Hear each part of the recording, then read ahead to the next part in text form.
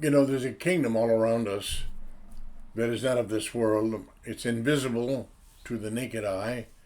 This eye that I have is made of the same substance that the earth is made of: protons, neutrons, and what have you.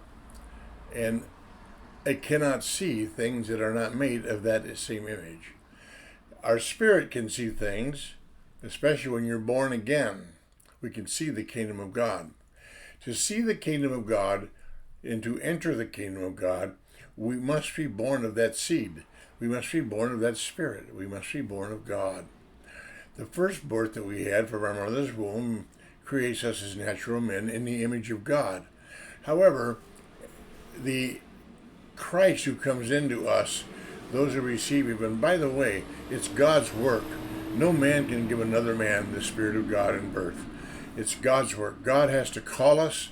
God has to anoint us. God has to give us his Spirit and cause us to be born of that seed. Once we're born of that seed, we're a peculiar people. We're completely different people than what we were. And so we can begin to see the kingdom.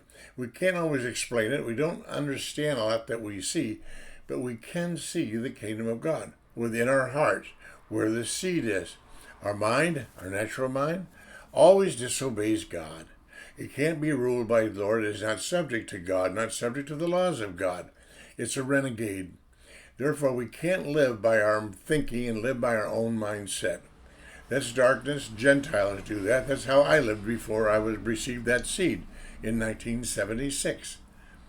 So, being born again by the Spirit of God makes us sons of God, makes us able to move forward, to grow in grace and in the knowledge of God, to be perfected, as it were, to be perfected in the life of Christ in us.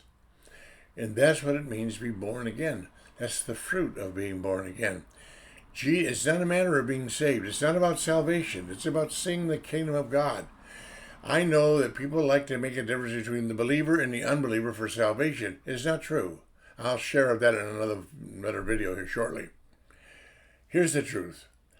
When Jesus gives us the Spirit, we're sons of God. And we become completely new creations. We can see the kingdom, although we can't often explain what we see, it's there. And we must be born again to see that. And only God can make us be born again. We have to be born of God. Mary, the mother of Jesus, was standing one morning and Gabriel showed up and said, "Hey, highly favored of God." What? What's this? Yeah, you're gonna bear the Son of God in your womb. What? How do I do that? Well, the Spirit of God is going to overshadow you, and that holy thing being born of you is of God. Mary had no choice in that. God came to her, and that was it. That's how it works, children. God comes to us, opens up his heart to us, shows us himself. I'll never forget how he did that with me. I was not seeking God, but he did some things in me and to me that caused me to be very unhappy, very dissatisfied. And then he sent a couple of people to talk about God.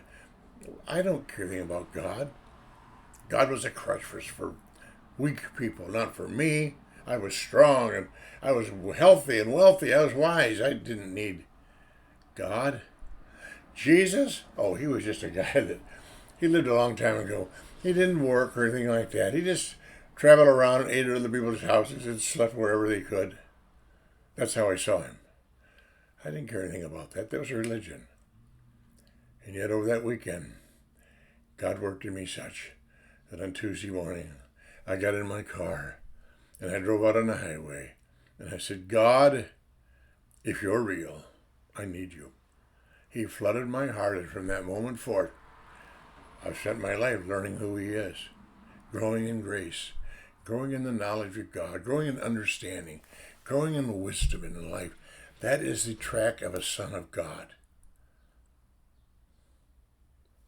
And you must be born again, not to be saved, to see the kingdom. Isn't that wonderful? Bless you.